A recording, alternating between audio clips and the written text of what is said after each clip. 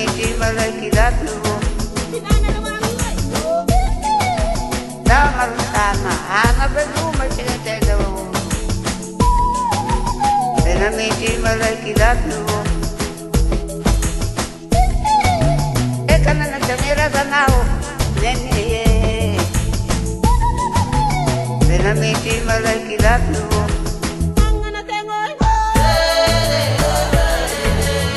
Keye banga la cheche Onile, onile ¿Qué tal? ¿Cómo les va? Bienvenidos a Criterios, un jueves más para compartir con ustedes una semana gris. Estos últimos días, ¿no? Que nos acompañaron, bueno, grises, la lluvia amenazante constantemente y bueno, el clima amerita o corresponde a esta estación del año, como siempre decimos, por lo tanto, a no quejarse y a disfrutar también de estos cambios que son buenos, ¿no? Porque, bueno, la naturaleza nos demuestra día a día y nos ha demostrado que tiene su razón de ser y de hecho nosotros tenemos que aceptarlo. Vamos a invitarlos a compartir el programa de hoy comenzando de esta manera.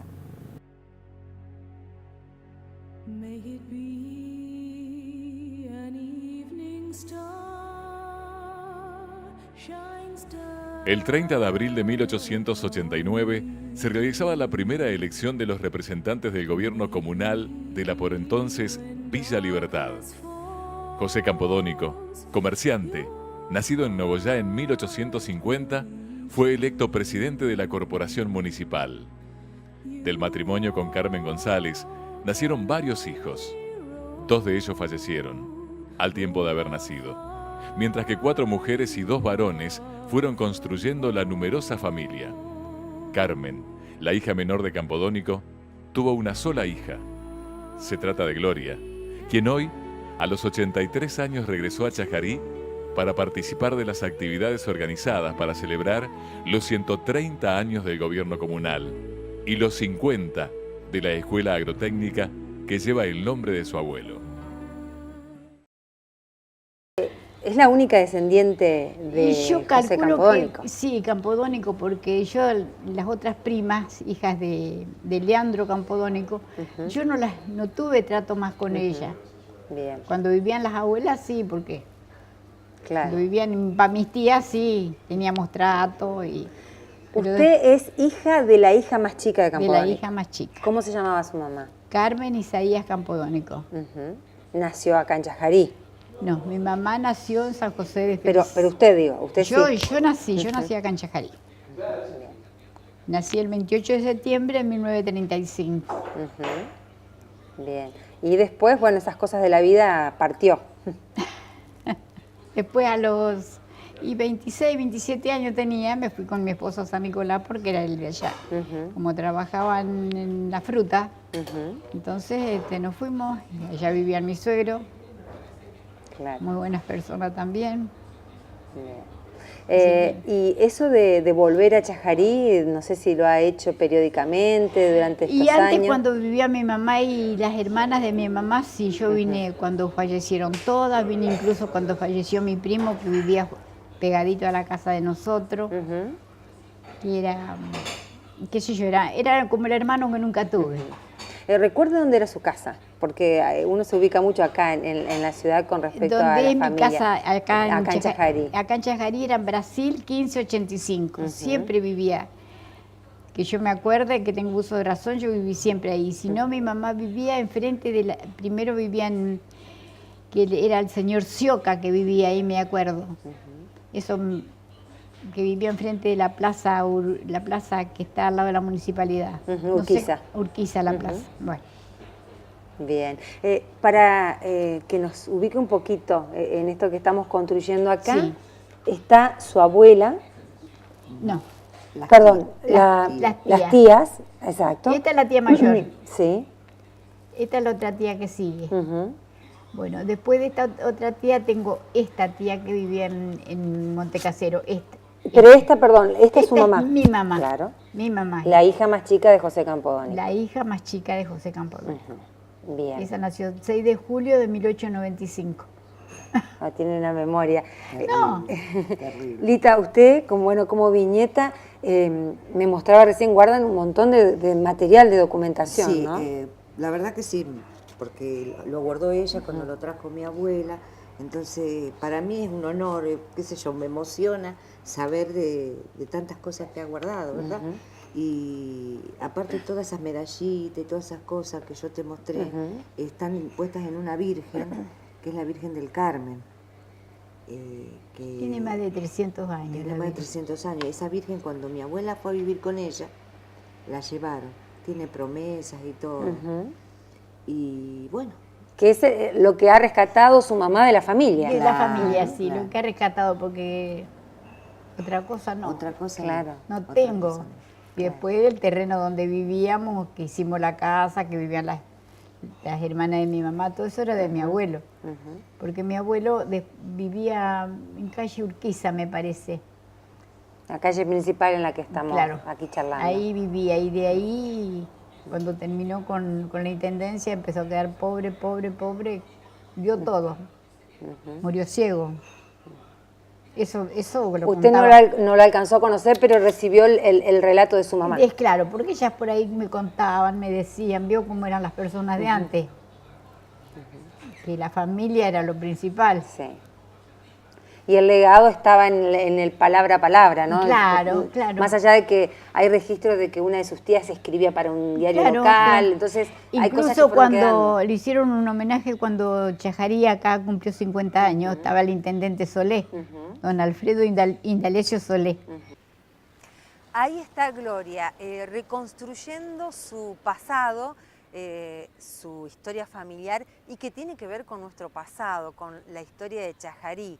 Hablar de 130 años atrás, y nos ubicamos en esta fecha porque se está conmemorando precisamente un aniversario más del primer gobierno municipal de nuestra localidad.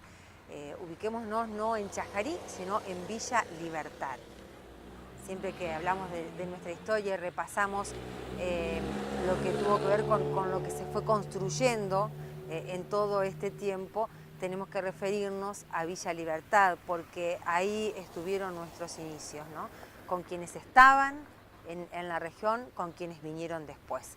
Y en Gloria, el recuerdo del gobierno municipal, de una ciudad o un pueblo que se gestaba alrededor de, podemos decir, de este lugar donde estamos ubicados también, porque por entonces hablar de un centro cívico, si se me permite el término, hablar de una zona donde nacía ese poblado, era hablar de este sector también, ¿no? Nuestros historiadores, el profesor César Manuel Barini lo ha hecho en varias oportunidades, el profesor Claudio Hermosa también, cuando nos llevan a repasar, a recorrer un poco aquellos lugares que geográficamente nos remiten a la historia política y social de nuestra comunidad, nos fueron mostrando eso, ¿no? Las distintas etapas. Y esta zona, la zona de la parroquia Santa Rosa, donde está la Plaza Libertad, donde está esta plazoleta en la avenida 9 de Julio, que se fue reconstruyendo y poniendo en valor, hoy tomando el nombre de Paseo José Campodónico. En las próximas horas se va a inaugurar esto, reivindica parte de esa historia. Y qué mejor que la transmisión oral, escuchar a Gloria, la única nieta que está viva, ¿no? que conocemos, que está viva con 83 años, la nieta de José Campodónico, contándonos ella de primera mano lo que le transmitieron su mamá, la hija menor de Campodónico, como así también sus tías, ¿no? Porque no llegó a conocerlo, por supuesto. Y bueno, nosotros queríamos también rescatar en sus palabras un poco de esa historia que continúa de esta manera. Construyendo un poquito, fue una familia numerosa la de José Campodónico. La de José, Sí. Su mamá, reiteramos, para que se Más entienda, que- la hija más chica. Sí. Pero usted me puede repasar, Lita, tuvo otros hijos. Sí, tuvo algunos otros- fallecieron otros, en sí, poco en tiempo, poco apenas tiempo, nacido, sí. y otros, bueno, vivieron. Exactamente, sí. Ujú. Sí, tuvo Los varios únicos que hijos más. vivieron fueron las 4 hermanas y los 2 varones. Nadie más. 6. Y Seis. después hubo Sí. 2 más que murieron de poquitos meses. Eso sí. Siempre del mismo matrimonio. Del mismo Sí, matrimonio. Exacto. Bien. Del mismo matrimonio. Yo siempre me acordaba de que mi mamá decía que era un excelente padre, una excelente madre. Aparte él crió... Yo no los conocía a mis abuelos, a Claro. ninguno de los dos. Claro.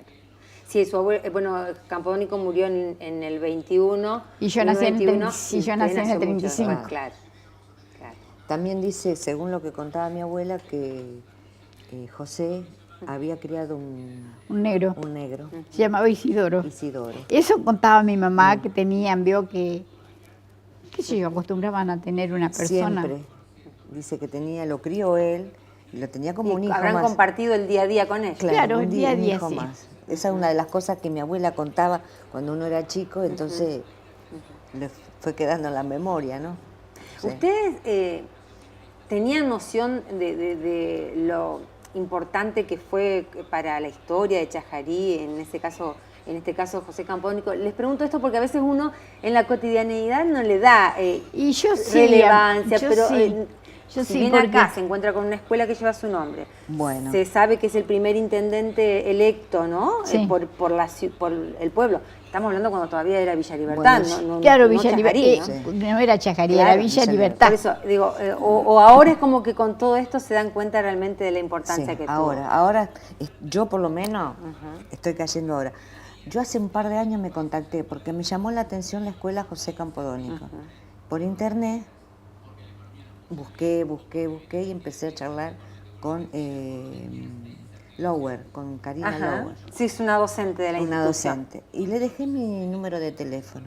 Entonces me mandó ella, que se cumplía 50 años del colegio, y ahí empezamos una charla.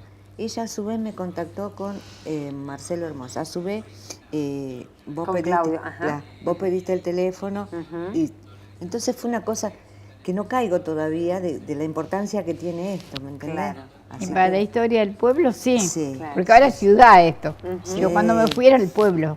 Claro, sin Ahora duda. es ciudad. Yo lo encontré tan distinto porque yo cuando me ¿Cuándo fui... fue la última vez que recuerda usted haber venido? Y cuando falleció mi mamá sí, más o menos a los 2 o 3 meses vinimos porque ¿qué íbamos a hacer con la casa? No había nadie. Claro. No quedaba nadie. ¿Y en qué año fue eso? Mi mamá murió en el 91. En 1991 murió mi mamá. Hace unos cuantos años que no viene entonces. Sí. Usted. Y sí, hace unos cuantos años, hace como 25 años que no vengo yo acá. Porque después vinimos con mi esposo, qué sé yo, tuvimos ahí y se vendió al señor Género, el apellido de la gente que compró, Que compró su casa, compró usted. la casa. Uno necesitaba para hacer allá, era lo que me había dejado mi mamá, lo que teníamos acá. Así que... ¿Usted fue hija única? Y yo sí, porque mi mamá era casada primero con Adolfo Gómez. Falleció el esposo, el otro 2 hermanos míos fallecieron, uno recién muerto, el otro murió a los 9 meses. Mayores que usted. Sí, pero no eran del mismo padre, Bien. porque mi mamá estaba casada con Adolfo Gómez. Yo vine para acá y mi mamá, qué sé yo. O sea, por eso usted lleva el apellido Campodónico. Yo ¿no? Para llevo el entender, apellido Campodónico. porque su Yo mamá soy hija la, ilegítima. la inscribió en ese momento con su apellido. Con ese apellido, Campodónico. Bien. La pausa llega a Criterios, quédese con nosotros, enseguida regresamos. Planeta Sport. Planeta Sport recibió todo para este otoño-invierno. Para damas, colección completa en las líneas FEM y Destreza. Además, toda la línea Nike, Adidas, Puma, John Fuss en zapatillas. Por pago contado, 10% de descuento, todas las tarjetas de crédito. Y si no tenés tarjeta, consultá por nuestro crédito personal, con recibo de sueldo o tan solo con tu DNI. Planeta Sport, Urquiza 1555, todo el deporte.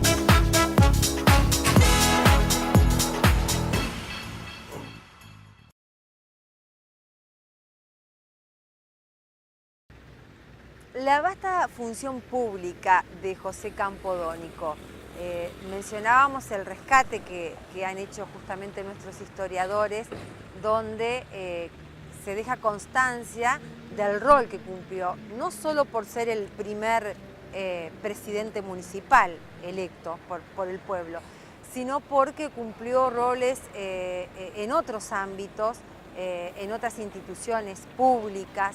Era un comerciante que tuvo esta vocación de servicio, ¿no?, hacia la comunidad, y me quedo con esas palabras que decía Gloria, que le transmitió su mamá, ¿no?, la hija de Campodónico, que su abuelo falleció pobre, a pesar de que en su actividad comercial, en su actividad privada, había logrado crecer económicamente, y también en cuanto a su salud, ¿no?, pobre y ciego, nos decía ella.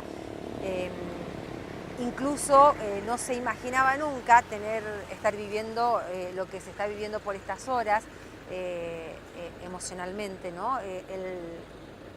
El reconocimiento para su abuelo, que fuera una figura tan importante para la comunidad, y ella con su edad dice poder estar experimentando eso, la llena de emoción sin duda, y también le trae muchos recuerdos. Por eso el instalarse en estos lugares, venir a visitarlos como lo ha hecho en estas últimas horas, incluso la parroquia Santa Rosa de Lima, porque el sector donde se levantó este primer templo, aquí en Chajarí, fue donado el predio por José Campodónico. Entonces tiene una relevancia, ¿no?, poder estar hablando de esto. Nosotros desde aquí también contándoles un poco con estas informaciones la historia de nuestra localidad.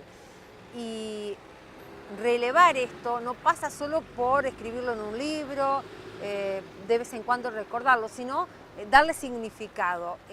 Y si es con el relato oral y de los protagonistas, mejor aún, ¿no?, porque muchas generaciones, nosotros mismos quienes estamos trabajando con este programa, no vivimos tal vez aquella época porque no habíamos nacido, algunos eran muy chicos, pero si uno le encuentra sentido a cada cosa que ve, que tiene nombre en nuestra localidad, como una calle, una plaza, una iglesia, y busca un poco de qué se trata, se da cuenta que todo está relacionado con nuestro nacimiento, ¿no?, como población, con nuestros antepasados. Y eso es darle significado, eso es poner justamente en valor, en relevancia, todo aquello que fue importante para nosotros y que ayudó a construir lo que somos hoy. Con virtudes, defectos de quienes pasaron, ¿no?, de quienes hicieron la historia, pero en fin, es nuestra identidad, y de eso debemos valernos también para seguir hacia adelante. Seguimos compartiendo un poquito más sobre este tema. La inscribió en ese momento con su apellido. Sí, con ese apellido, Campodónico. Bien. Yo ya mucho orgullo lo llevo. Sin duda, sin duda. Porque son esas personas mayores en la vida, luchadoras. Yo conocí a las 4 mejor dicho, pero las que yo conviví más fueron con ella. Yo sé lo que eran luchadoras, personas muy luchadoras. Mi abuela toda la vida trabajó, y ellas dos también, toda la vida. Y ella, esta, más viejita, hacía unos ojales impecables. Yo tengo la tijerita que usaba. Lo que usaba, bueno. Ella también, ella surcía. Y ella le hacía las blusas, las chaquetillas, así se llaman para los dentistas Baum. Y para el carnicero Bar, que eran alemanes. Bien. Incluso yo después me comuniqué, porque estuvo allá en San Nicolás la doctora Dalí, Analía. Bueno, iba a verla a mi mamá, porque mi mamá vivía en ese tiempo. ¿Usted se la llevó a su mamá a vivir con usted? Sí, yo la llevé, ya tuve más de 10 años mi mamá conmigo. Sí. Era lo único que tenía, mi mamá, y se llevaba bien con todo. ¿Y qué le transmitió su mamá en cuanto a los valores de su abuelo? Y que era que murió pobre, me decía ella. A pesar de lo que había hecho, ¿no? A nivel institucional, vamos a decir, la representación. Y yo no pude encontrar, pero estaba el título de cuando él donó, porque eso estaba escrito y yo tenía, pero no lo pude encontrar. porque a mí hace un tiempo ya largo se me quemó la casa, allá en San Nicolás se me quemaron un montón de cosas. Estaba el título de cuando donó la iglesia. La iglesia claro, Santa sí, el terreno donde se construyó la iglesia. Claro, de la iglesia. Bueno, precisamente este pasaje, este paseo que se va a inaugurar con su nombre, está frente a la parroquia. Ahí me casé yo. Yo me casé acá. Ajá. ¿En la parroquia Santa Rosa? Sí, yo iba al colegio San José, yo estaba, Claro. porque mi mamá trabajaba, yo no tenía padre porque la verdad que yo era hija de una persona que... Sola, Pero sí, una mujer sola.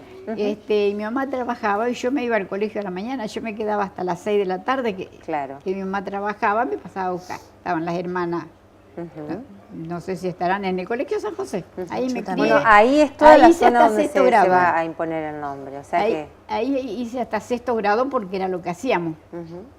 Y después, lamentablemente, uno criado entre personas grandes así, yo tenía buenas notas, yo y otras 2 chicas más, y en esa época mandaban a estudiar a Paraná. Y que se va a ir, y que se va a ir la negra, porque a mí me decían negra, que se va a ir, y que se va a ir lejos, y acá, y bueno, entré a trabajar en las 2 banderas, y estuve ¿cuántos años estuve trabajando en la tienda? Una tienda muy conocida acá, una tienda muy conocida de Chajarí. Las 2 banderas. Sí. Tenía primero de los Confalonieri, Bagretini, después era Urruzola. Qué memoria que tiene Terrible, Gloria, terrible la memoria que tiene. Qué bueno que usted lo pueda contar, porque de Claro. alguna manera eso también hoy se registra como parte de la historia de nuestra ciudad, ¿no? Sí, yo trabajé muchos años, incluso me casé, seguí trabajando. Después quedé embarazada de ella, la tuve, volví a seguir trabajando y después me fui con mi marido a San Nicolás. Claro.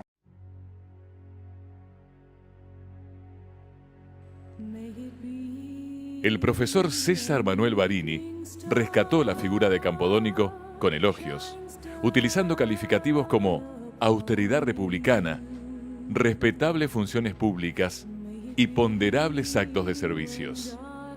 Lita, la bisnieta de Campodónico, atesora documentación y distintos elementos que pertenecieron a su bisabuelo, quien marcó una huella importante en la historia de esta ciudad, donde falleció en 1921. O sea que Lita nació acá también. Acá, y mi hermano Lita también. y el Porque hermano mi papá, también. Mi papá trabajaba en la fruta, ¿sí? Trabajaba la temporada de la mandarina acá, la temporada de la manzana en Río Negro. Yo nací acá, mi mamá quedó embarazada, nos fuimos a Río Negro. Yo me acuerdo patentes.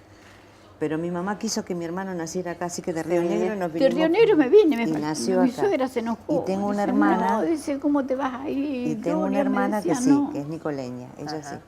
Porque la más también tuvo chica. La más chica. Sería la Gracias más a Dios tuvo unos excelentes suegros. Y Gloria, de su familia, bueno, me decía, ¿no? Quienes permanecieron con vida fueron 4 mujeres y 2 varones Sí, en este caso. la que más joven falleció de las hermanas fue esta. Amalia. Esta. Esta, la que más joven falleció. Después fallecieron los hermanos. Bien, pero le decían ninguno, o los varones, en el caso de los varones, siguió con la función pública o estuvo vinculado a la función pública, así como estuvo el abuelo, digo, de que hayan tal vez heredado eso de hacer política después con el tiempo. La verdad que no sé, yo sé que un nieto de ella, hija de uno de los hijos que se llamaba Alberto, que era casado con la chica de Velasco. Sé que estaba de juez de paz, yo no sé si estaba de juez de paz acá en Chajarí o estaba en Paraná, no sé. En Montecasero. Sí, ella estaba en Montecasero. Que yo me comunicaba con la nieta de ella que vivía acá, Teresita Silva. A veces cuando son la mayoría mujeres puede pasar que no, Claro. Sobre todo en esa época que la mujer se dedicaba más a la a la casa casa. bueno, en el caso de su mamá tal vez porque tuvo que salir a trabajar porque estaba sola, pero en general era más difícil, ¿no? Sí, en los varones. Mi mamá sabía ir a limpiar al Tatumandí, Sí. bueno, y aparte pasaba por la peluquería de los Panseri, y ahí traía el montón de toallas. Bueno, todo lo que usted está nombrando, mucha gente de generaciones, tal vez yo porque lo he escuchado, no lo he vivido, pero son lugares que identifican los que usted está mencionando, ¿no? Sí, Porque sí. forman parte de... Yo sé que mi abuelo fue el lo único que sé que mi abuelo fue el primer intendente de acá, el primero, Sí, sí. y que falleció en la pobreza. Además fue intendente muy joven porque él era del 50 Sí. y al 89, bueno, era una persona Sí, joven, sí, ¿no? sí, Cuando, sí, sí. cuando asumió, sobre todo ese compromiso en una situación incipiente, porque esto estaba recién organizándose como municipio. Estamos hablando de tantos años atrás. Y la vez pasada leíamos bien, sabe leer, sí, sabe manejar. En la libreta de él. En la libreta de enrolamiento. Sí, andar a caballo, sí. Sí, sí. Claro, porque en ese momento era lo que andaba. Era lo que había. Era carro, sulky, Claro. como no sé si ahora seguirán, no sé, la verdad que no sé. Bueno. ¿Y se preparan para disfrutar de las actividades en Chajarí? Sí, más vale que sí. ¿Van a quedar unos días acá? Sí.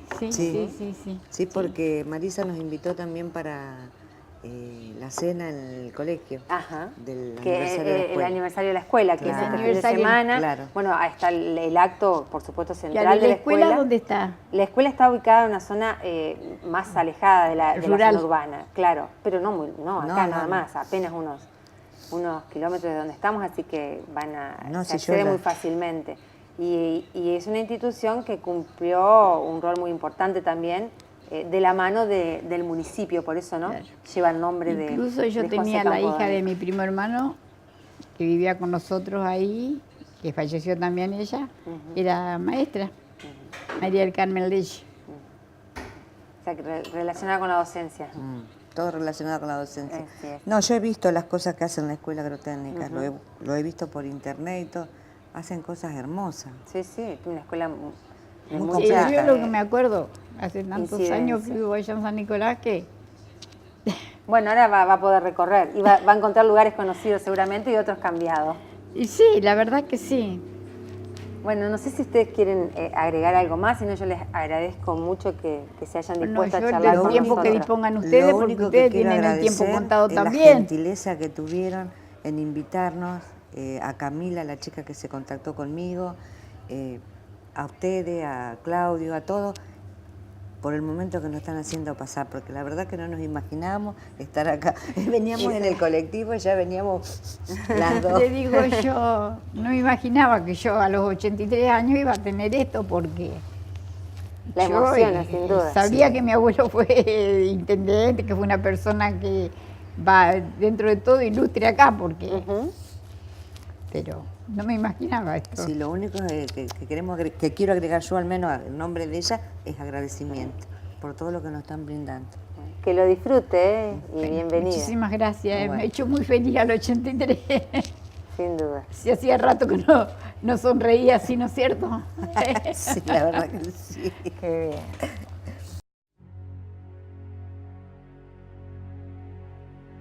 May it be an evening star shines down upon you. May it be when darkness falls, your heart will be true. You walk a lonely road. Oh, how far you are from home.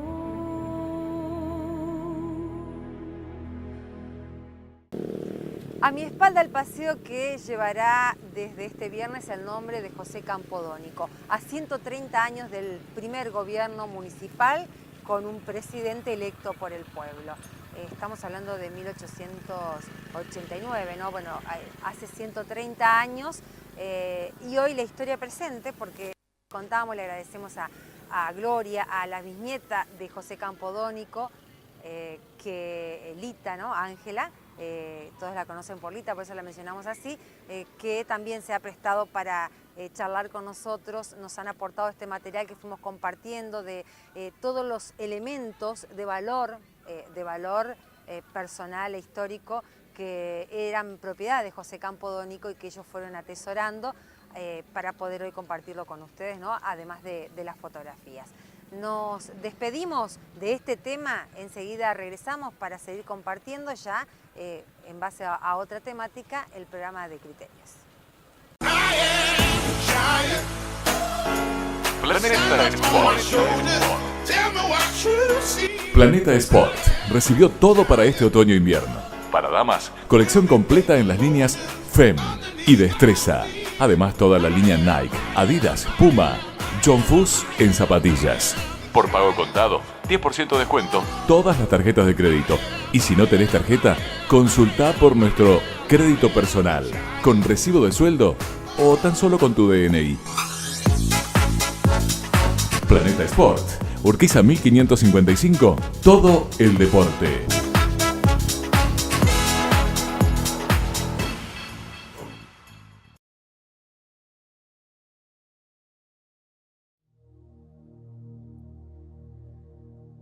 Esa persona que construye, ajusta o repara instrumentos se llama luthier. Se considera una de las profesiones más legendarias, ligadas al arte musical que supo identificar las distintas épocas. Por ello, el luthier desarrolla su artesanía en el instrumento, a partir de su pasión por la música, por el sonido que emana de eso que construye con sus propias manos. Matías es oriundo de Santa Fe, pero desde hace algunos años vive en Chajarí. Heredó de su padre esa pasión y el arte de crear instrumentos de cuerda.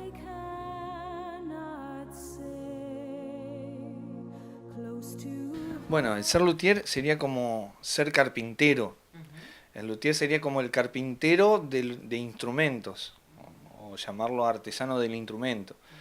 Es como un título que se le pone al oficio de fabricar instrumentos. ¿Cualquier tipo de instrumento? En realidad sí, porque también hay de vientos y hay gente que se dedica a diferentes tipos de instrumentos y se especializa en eso. Por lo general, cuando es fanático de un instrumento, se especializa más, o sea, lleva digamos, al instrumento a su extremo, a conocerlo y profundizar sobre ese instrumento. O sea, si yo toco el saxo, por lo general fabrico instrumentos de viento. Claro, está bien. ¿Sí? ¿Cómo, bueno, vos sos joven, pero uno se pregunta cómo este oficio llegó a vos y sobre todo porque es difícil encontrar hoy un luthier. Estamos hablando de que años atrás sí proliferaban tal vez, o era un oficio que tenía mayor actividad o movimiento, pero ¿cómo fue que vos aprendiste esto? Bueno, primero más que nada, o sea, esto es como que se va heredando de familiares o bien dentro del instrumento que uno toca, trata de repararlo y qué sé yo, o sea, lleva la pasión de uno, lleva a arreglar estos instrumentos y tener este tipo de oficio. ¿Tus papás, cuando hablas de familiares, quiénes hacían esto? Sí, mi padre fabrica instrumentos y bueno, lo ha heredado también de mis abuelos y etcétera. Es como un legado que se va llevando. Después uno va tomando no, porque por ejemplo mi hermano no fabrica guitarras. Claro.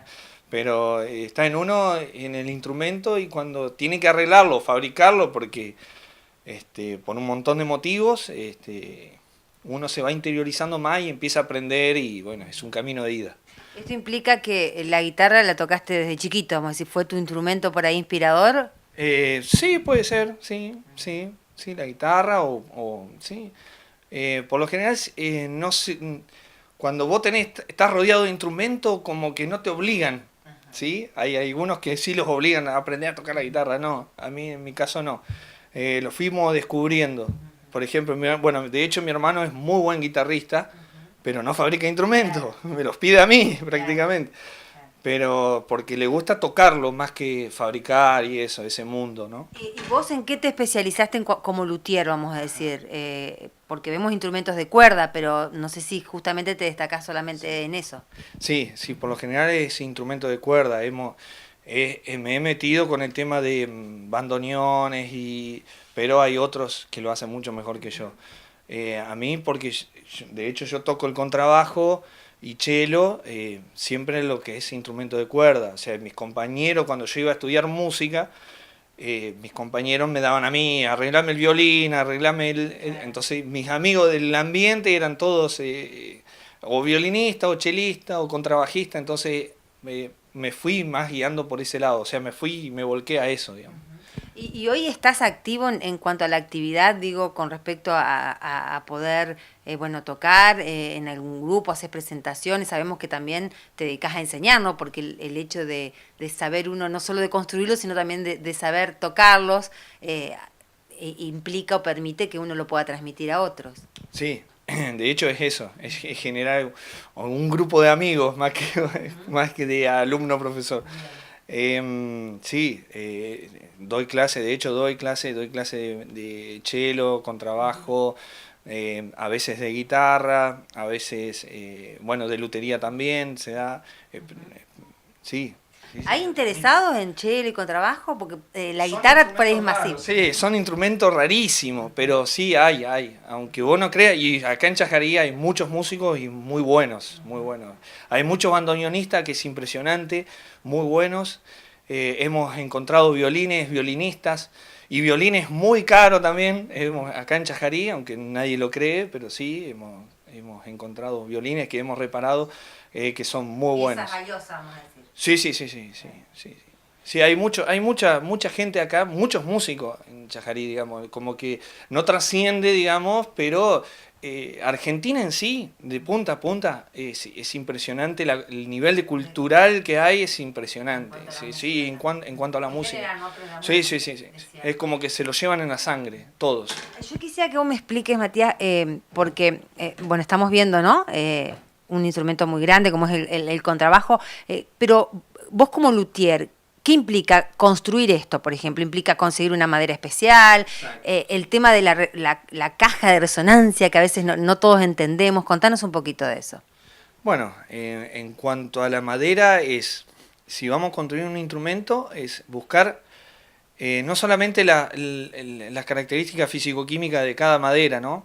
Es porque te da esa característica de cada madera, te da un sonido final que va a influir en el instrumento. Entonces, si el músico a mí me pide que sea un sonido más cálido y profundo, y tal vez busco una madera blanda, en el sentido de que es liviana, no tan densa, ¿sí? Hay muchos tipos de madera. Acá en Argentina es impresionante la cantidad de madera que tenemos y que se puede explotar y tener unos muy buenos resultados en unos instrumentos de alto nivel.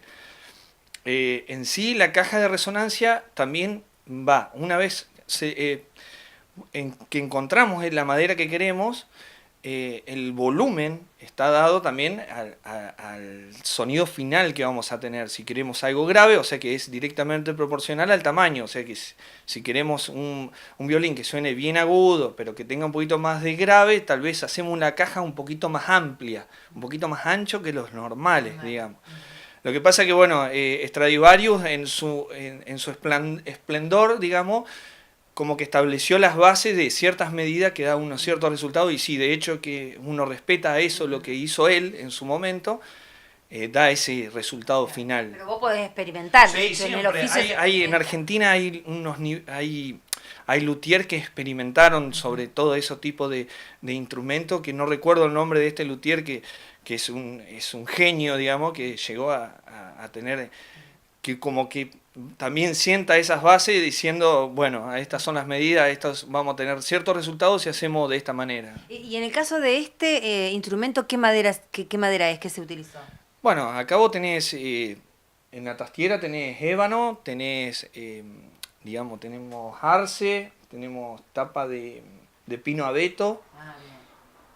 Se puede conjugar, vamos a decir, los tipos de madera. Sí, siempre buscas combinar las maderas, porque lo que te da una madera no te la da la otra, o sea, la resistencia que da una madera no da la otra, entonces, pero el sonido final va a estar complementado con las dos maderas juntas, ¿sí? Entonces, al fusionarse esa madera es como los metales, cuando vos tenés ciertas características de los metales, uno más duro que el otro, es para dar cierta resistencia. Acá es lo mismo, o sea, buscamos ciertas características en las maderas para que nos dé un resultado final. Es así, en cuanto al sonido y resistencia y durabilidad en el tiempo. Porque después está la otra parte que no entramos en la química, que es la parte de la pintura y selladores, y que no va a influir después. porque si yo le pongo muchas capas de pintura, también me influye en el sonido. O sea, lo ideal sería no pintarlo, o laquearlo para que se conserve, o algún tipo de aceite, que hay un montón. El menos químicos posible. vamos a Posible, sí, para tener, conservar la característica de la madera.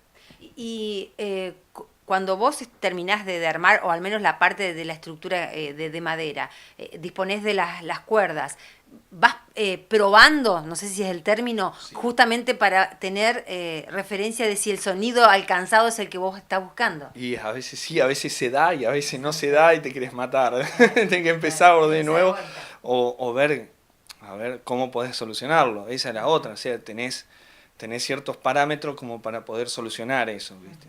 Justamente con la pintura podés llevar a un cierto sonido que podés resolver, si no lo hiciste de entrada, podés resolverlo con la pintura y con, bueno, en estos casos vos tenés en los instrumentos de cuerda, tenés el alma interno, que moviendo esa alma te va a dar un sonido final también, que va a influir a lo último, que es lo que te puede ayudar a corregir ese error, si es que lo tiene, y si no, y bueno, pero cada instrumento lamentablemente sale diferente al otro. Todos tienen su huella digital, prácticamente quien construya incluso en serie no tiene el mismo resultado, siempre varía un poquito, pero siempre se está dentro de los parámetros. Algunos, si vos decís quiero este sonido final, buscaste una madera para que te dé un sonido agudo, un maple para que dé un sonido agudo, y a veces no se da, pero bueno, está dentro de los parámetros.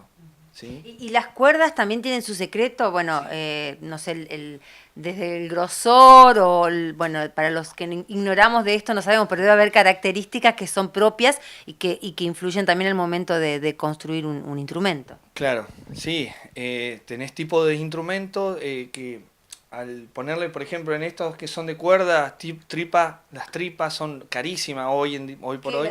Las tripas, no tengo ninguna cuerda de tripa ahora, pero se utiliza tripa de animal para fabricar cuerdas. En principio estamos hablando en el 1500. Bueno, eso hoy en día también se sigue fabricando, pero lo que pasa es que es muy valioso. Sí tiene cierta característica, cierto sonido. Lo mismo pasa con las cuerdas lisas, cuerdas entorchadas, algunas son de acero, níquel, hay muchas aleaciones para que dé un resultado final en el sonido. Y sí, el que es celoso, el músico que es celoso sí busca mucho el tema de las cuerdas para dar un sonido final, incluso hasta volumen le da, en el sonido se amplifica un poco más según las cuerdas, ¿sí? En los instrumentos eléctricos pasa lo mismo, pero como va microfonado es más fácil llegar a ese resultado. Es un poquito más fácil llegar a ese resultado. Y para tener una idea, hoy en el mercado, ¿a qué valor tiene un instrumento como esto? ¿Qué valor tiene un contrabajo, por ejemplo? Un contrabajo está prácticamente arriba de los 50.000 pesos. Un cello está arriba de los 30.000 pesos, 26.000 para arriba. Lo tuyo es un trabajo artesanal, porque vos recién mencionaste en serie, ¿no? La producción en serie. Siempre el trabajo artesanal implica más dedicación, la puntualidad, podemos decir, terminar de una manera el instrumento y demás, que eso lleva tiempo también y bueno, y está en la capacidad de quien realiza el oficio en lograrlo. ¿Eso es más valioso igual en el mercado o no se valora hoy, así en general no se valora ese trabajo artesanal, desde lo económico, digo? Y primero buscan, el que no es profesional, busca un instrumento estándar económico. Después cuando se va especializando y quiere un resultado final, ahí sí nos buscan a nosotros. Por lo general son músicos los que nos buscan a nosotros, para tener ese resultado final, ese sonido final. En cuanto al instrumento y fabricación, sí, si no buscamos características, se puede hacer rápido. Pero cada corte implica ver si no está sentada la madera o ver los movimientos, porque la madera se mueve constantemente. Si yo tengo un corte, por ahí se mueve, por eso buscamos ciertas maderas para que no se reviren, para que no tengan ese movimiento. Que no tenga humedad o que esté seca, por ejemplo, también. Sí, se busca. Hablaste de cortes, ¿qué sería esto para precisar? Esto lo que yo te traje acá es un molde. Es un molde para fabricar chelo, o sea que yo presento en la faja, yo cuando tengo un pedacito de madera lo doblo y lo presento acá, ¿no es cierto? Después pego la otra maderita que iría acá. Y ahí yo voy obteniendo el cuerpo. Lo que es esto en realidad es un molde. Yo lo que tengo acá, por ejemplo, un mástil de una guitarra eléctrica o lo que sea, o de acústica, o lo que pueda llegar a ser. Lo que muestro acá es, por ejemplo, acá tengo el molde ya cortado. O sea, no es un molde, esto es la madera cortada ya, ¿sí? Yo lo marqué, como esto se lo ve, se ve marcado con avirome, yo lo corté. Ahora lo que espero que yo lo dejo asentar unos meses para que ver si se revira o tiene algún movimiento. Si veo que no lo tiene, sigo trabajando sobre ella, ¿sí? O sea, van a seguir, o sea, falta acá, tengo que mandarle cepillo. Tengo este cepillo con oreja que es mucho más fácil para sacar, darle forma curva. Digamos, es un trabajo de carpintero, ¿sí? Y bueno, pero estoy esperando, no es cortar por cortar, sino ver cómo responde la madera. Constantemente. Y dijiste lo dejo algunos meses, entonces me preguntaba, si alguien te encarga un trabajo, ¿qué tiempo puede demandar un instrumento? Pongo ejemplo artesanal, el contrabajo porque es el que tenemos acá, pero cualquier instrumento de los que vos trabajás. Bueno, ahí aclaramos que siempre un instrumento de autor, que sea yo, que sea cualquiera, que sea de autor, que sea luthier o artesano, no tiene que ser luthier, pero si es artesano y es vale mucho más un instrumento de autor, sí, vale casi el doble. Entonces, si alguien nos pide un instrumento y tener cierta característica, entonces ahí buscamos ciertas maderas que ya las tengo asentadas y secas para ese fin. Entonces cuando vienen a mí ya está preseleccionada la madera, ¿sí? Ahora, el tiempo se establece, sí, el tiempo final de armado se establece ahí.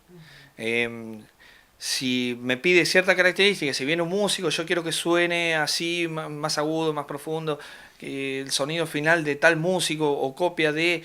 Entonces, vamos anotando, nos sentamos, anotamos, vemos qué característica final tiene, entonces le doy un tiempo de plazo de entrega. Entonces se establece ahí, si me pide una calidad alta, tiene su tiempo, su madera y su precio, obviamente. Pero, a ver, dame una idea, ¿un mes, 2 meses? Sí, más o menos un mes, o menos, o más. Depende del capricho del instrumento, del músico. Sí, siempre el capricho del músico, porque por ahí viene a buscar un instrumento que no existe. Entonces hay que hacerlo. Hasta la forma, te piden instrumentos que no hay en el mercado, entonces si te piden eso, entonces vos vas viendo, claro, siempre es personalizado, entonces el tiempo va variando según el capricho del músico. Si busca esa característica final y es muy complicado, y bueno, va a llevar más tiempo, lógico. Matías se dedica a enseñar, a transmitir la lutería, a través de clases particulares y talleres, aunque se vale de un trabajo fijo para alcanzar la subsistencia económica en el día a día. Considera que su trabajo artesanal, de carpintero, más allá que haya perdido referentes, se sostiene por pasión y amor al instrumento, al margen de encontrar algún rédito material que reconozca el valioso aporte al arte musical.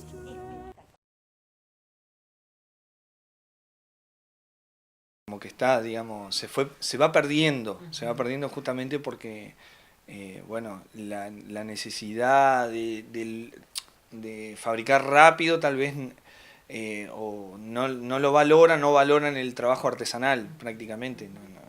Hay muchos artesanos, hay muchos luthier también que, bueno, subsisten como pueden, digamos, porque hoy en día yo una ventana de vitró no voy a tener una ventana de vitró, y ese arte del vitró también se va heredando de generación en generación. De hecho, se va vos perdiendo, no lo valoran. económicamente te sustentás porque tenés otro trabajo, o sea, no es que es esto lo que te sustenta económicamente. No, uno no vive de esto. Lamentablemente, antes tal vez sí, pero no vive de esto. Pero lo seguís porque evidentemente sos un apasionado. Exactamente, es por pasión y amor a los instrumentos. Yo creo que hay un montón que lo deben hacer justamente por eso, por amor al instrumento, y hay muchos artesanos que viven, o sea, viven de otra cosa, pero hacen su artesanía por una cuestión de amor a eso, ¿no? Es como al pintor no decirle que no pinte. Claro. Es muy difícil, tal vez no viva de la pintura, pero no puede dejar de pintar. Es muy difícil. Y bueno, y estás justamente hoy transmitiendo este oficio a través de un taller que te ha encomendado el municipio, o sea, a cargo desde Cultura del municipio, ¿no? Sí, hace 2 años más o menos que se venía dictando ahí en el Centro Cultural clases de lutería y bueno, se fueron formando varios chicos, gente grande también, sí, fabricando su instrumento. Y bueno, sí, voy pasando la información, digamos, que hemos creado un grupo de amigos así. Lo mismo de clase de guitarra, de cello, de contrabajo, y si se va transmitiendo, es como todo, ¿no? Que es músico, trata de dar clase, como no solamente para sobrevivir, sino para pasar la información, que no se pierda prácticamente, porque si no se pierde en uno, que es lo que ha pasado, con un montón de tipos de artes en Argentina que se fue perdiendo justamente por no pasar la información, no transmitir. Y es una lástima porque hay muy buenos artesanos y artistas en Argentina que se ha perdido mucha información. De luthiers también, que yo he conocido un montón de luthiers que, bueno, por el hecho de sacarle y robarle información, y aparte que son muy celosos, son muy ermitaños, los luthiers son por lo general gente muy ermitaña que no te pasan la información, ¿no? Es algo que se lo tenés que tirar con tirabuzón, entonces tenés que acercarte, hacerte amigo, ir a visitarlo, aparte, ¿qué quiere este? ¿Me quiere robar qué? ¿Entendés? Es como, no sé, son muy celosos y se cierran mucho, entonces, bueno, yo de hecho... El ser conocido por mi viejo, tener contacto con muchos luthiers, he sacado mucha información de instrumentos que no los fabrico, pero estuvo como arpa y otros instrumentos, bandoneón, y yo lamentablemente no lo seguí, pero más o menos sé algo. ¿Y cuál es el instrumento más difícil de crear, de construir? El bandoneón. El bandoneón es muy difícil, el arpa también. Yo creo que el bandoneón es muy difícil, tal vez para otros no, pero para mí es dificilísimo. Y bueno, y después lo que es laborioso es el contrabajo, de hecho yo lo hago, pero es muy laborioso también, es bastante complicado solamente por el tamaño y etcétera, ¿no? Por las maderas en sí, el corte de una madera prácticamente grande, si vos tenés algún inconveniente que se te quiebre, que se te astille, hay que prácticamente repararlo, y en el proceso de construcción se astilla, se rompe.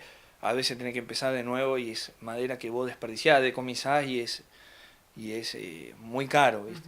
Es muy caro en el sentido que tenés que... Tiempo y precio de la madera, ¿no? Que vos le dedicás. Bien, Matías, la verdad que te agradecemos que nos hayas recibido porque nos informás de algo que desconocemos, yo creo que la mayoría de la gente, y es bueno a veces acercarse también a este tipo de trabajo artesanal o de carpintero, como vos decías al principio, para saber que todavía existe, ¿no? A pesar de que el mundo fue evolucionando en un montón de cuestiones, con la globalización incluso, y la producción en serie y demás, pero bueno, el trabajo aún se mantiene, y aquí en este caso vos sos un referente, así que muchísimas gracias por recibirnos. Gracias a ustedes, hasta luego. Así compartimos la charla y la visita al lugar de trabajo de Matías, un luthier, referente de un arte, una artesanía que ya no queda, ¿no? En nuestra región, en nuestra zona, quien justamente se dedica a construir instrumentos musicales. Él se identifica con los de cuerda, pero bueno, ya ha dado testimonio de que se puede trabajar con cualquier instrumento como luthier, y nos parecía importante hacer visible, ¿no?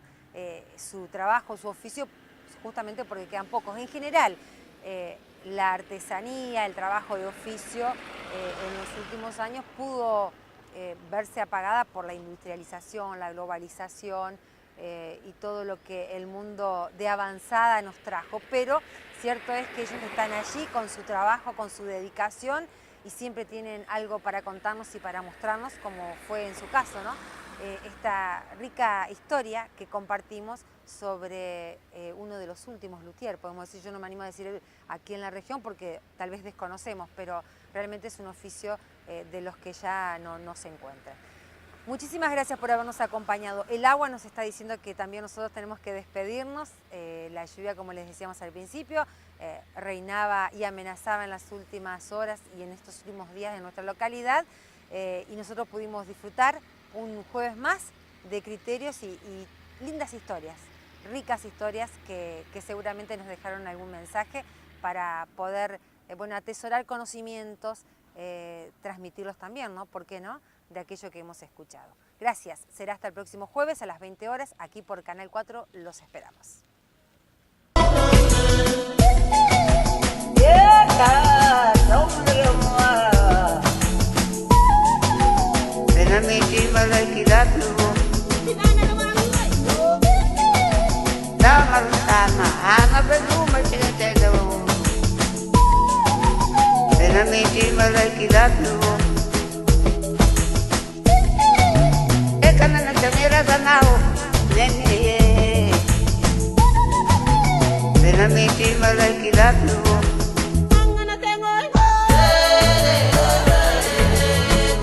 Keye bangala cheche, onile, onile, onile.